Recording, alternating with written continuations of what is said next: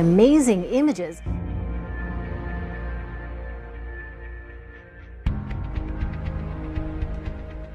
Pat, a severe solar storm smacked the Earth with a surprisingly big geomagnetic jolt on Tuesday, but no damage has been reported. The storm ranked a 4 on a scale of 5. 2 magnetic plasma bursts left the sun on Sunday and got to Earth about 15 hours earlier and much stronger than had been expected. A cool sighting over Switzerland and Austria last night. Check it out. What appears to be a meteor is caught on camera streaking across the sky. That's amazing. Some people in Europe had a spectacular view this morning if the clouds didn't get in the way. A total solar eclipse took place. We've entered the peak of the eclipse. I have to say there's an eerie darkness that has descended on parts of the capital. On the ground on the Faroe Isles, day turns to night. Those watching plunged into darkness. Millions of people in more than a dozen countries stopped what they were doing and looked up. A black hole in the sky, offering a rare glimpse at the sun's outer atmosphere. There it is, the diamond ring. A solar eclipse, coming at the same time as a supermoon, the closest it gets to the Earth, and the vernal equinox, the first day of spring. A rare cosmic coincidence.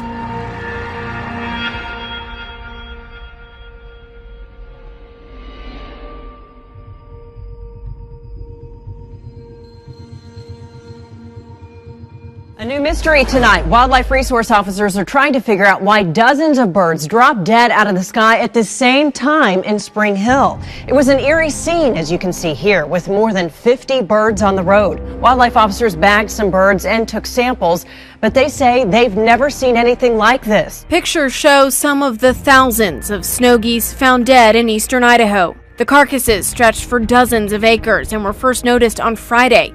There's no doubt that 2,000 birds died there.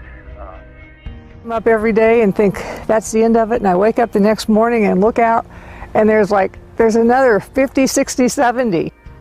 This woman says hundreds of dead fish are popping up along the shore outside her home.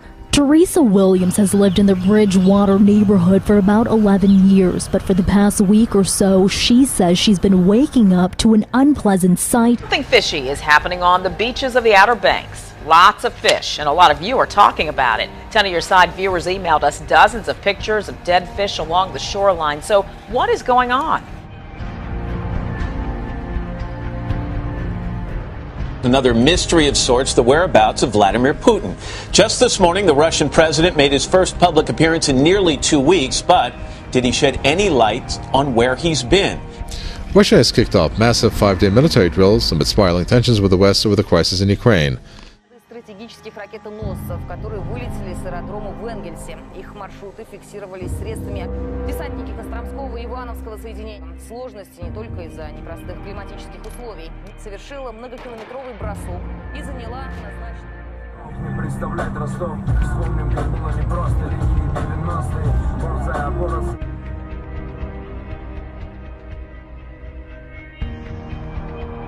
NATO fighter jets are landing in Estonia for large-scale military exercises, which the U.S. and several European countries are conducting near the Russian border.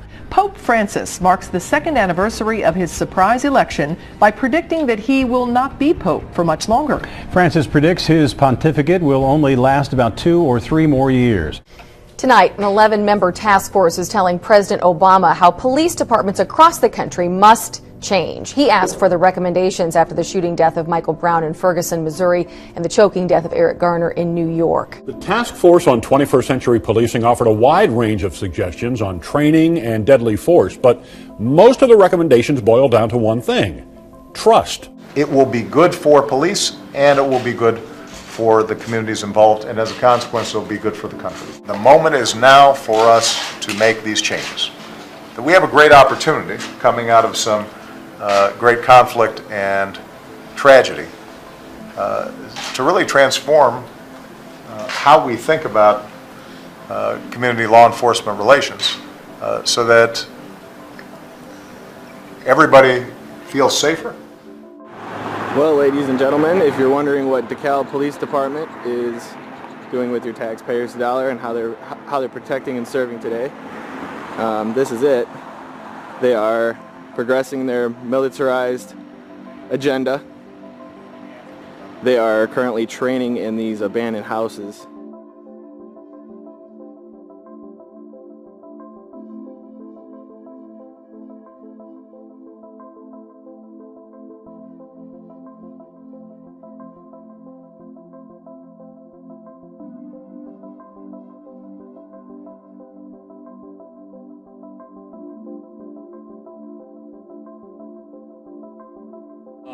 Upon an evacuation notice, the subdivision of Overton, the residents chose not to leave. So we are doing a door-to-door wellness check.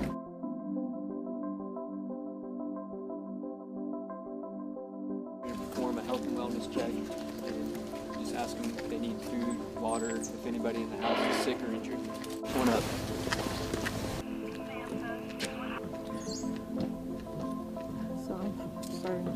Yep, I'm doing fine. Well, great. That's great to hear, sir. Appreciate you coming by. Good. We appreciate you, and thanks for participating. Yep.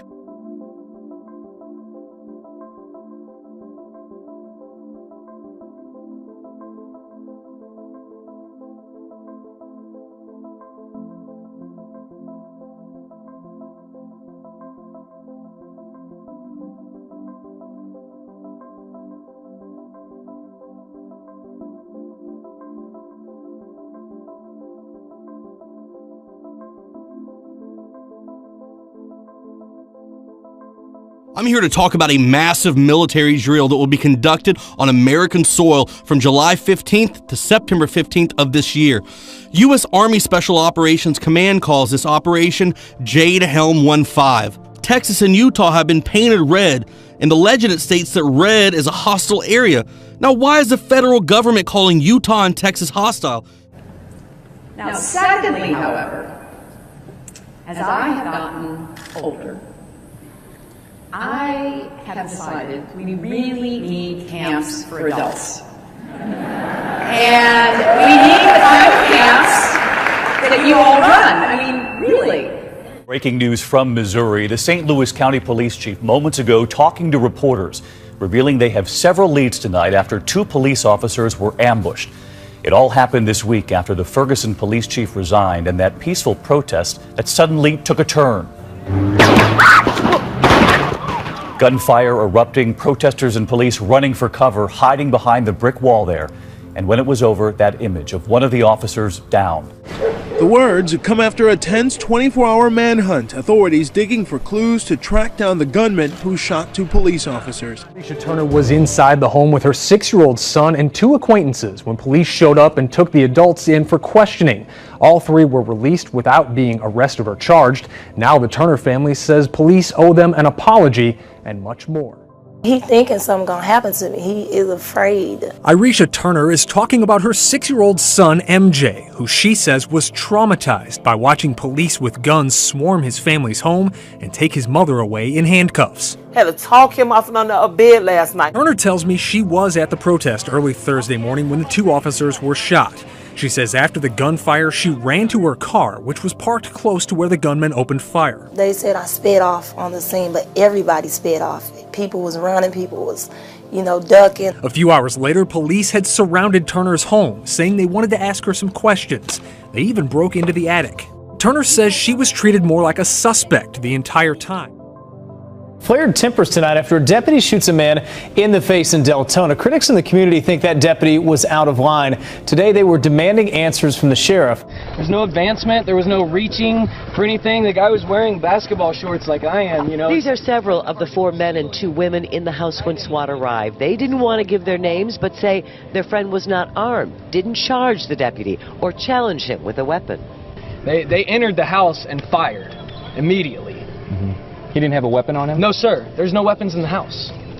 They came in with a certain intent and purpose, and they met their goal. When police officers are wearing camouflage, it sends a very clear message to the community that they're supposed to be serving. It also affects the mindset of the police officer himself. The idea that when we take domestic police officers and we train them like soldiers and we give them military gear and we dress them up like soldiers. Prominent academic and author Dr. Michelle Chossudovsky warned that the so-called war on terrorism is a front to propagate America's global hegemony and create a new world order. St. Louis High School is one of the first in the nation to have a new kind of security. Facial recognition cameras scan people's faces as they try to get in the building. If you're not on their system, you can't get in. Come into this door, walk through, look at the camera. His face is recognized and he's allowed in. Recognize my face, the light goes on, and then I can open the door. There's controversy at a high school during the Pledge of Allegiance. A lesson on language turns into questions about patriotism. CBS 2's Lou Young reports on a school divided. Tonight, our country's symbol of freedom has been taken down by the student government at UC Irvine because it makes them more culturally inclusive. That move has sparked huge debate tonight, including at the school's sister campus, UC San Diego. Last week, the Legislative Council at UC Irvine voted to ban all flags, including the American flag, from hanging in common areas of any student government offices, a decision that has left many veterans dumbfounded. It's preposterous. You know, I can't understand it. Time to wake up, America. If you just stepped foot on Earth and saw what was going on in America, there's a good chance you'd think we were enemies with Israel and allies with Iran. This week, President O finally picked up the phone to congratulate the Prime Minister on his re-election. Then President Obama dropped a bomb. He added a warning to Netanyahu: play ball with me or else. In fact, the Obama administration is considering taking actions against Israel, our greatest ally.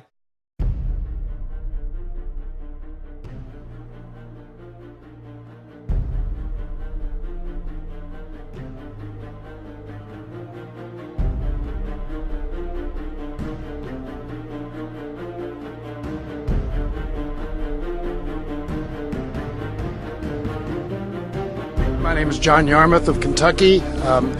Gathered with me are colleagues, all of whom opposed the appearance of Prime Minister Netanyahu today. Congressman John Yarmouth of Kentucky is here to tell us why he chose to stay away. What I objected to was the fact that he pulled out the Dick Cheney playbook, used fear-mongering, made statements that are totally unsupportable. Those are, again, scaremongering tactics that don't advance the dialogue. And I knew he was going to do that, and that's one of the reasons I objected to the speech.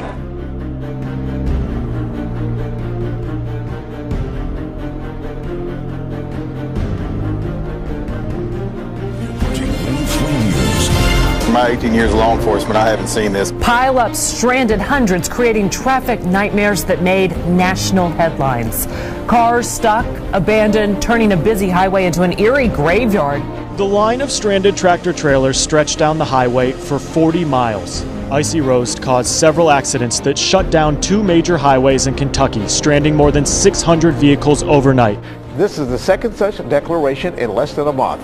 Man, I'm going to tell you right now, I just feel the fire of God on me right now, like so bad, man. I've been talking to people, and I told you guys about the dream that I had, you know, a couple months ago. I seen fire falling from heaven, and in each state there was like an individual there waiting for the fire of God to fall on them. I'm telling you right now, there is a move of God coming, man. I feel the power and the Holy Ghost on me so strong, and God is about to bring the backsliders back.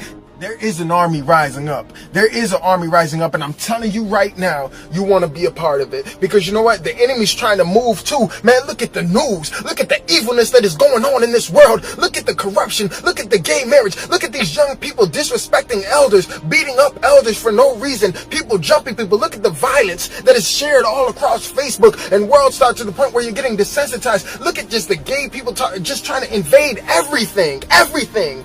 The devil's voice is loud and clear, and he's trying to defy God stronger than ever before. You guys think that I'm the only one who's fired up for God? No, I'm telling you, there's people all over the world. God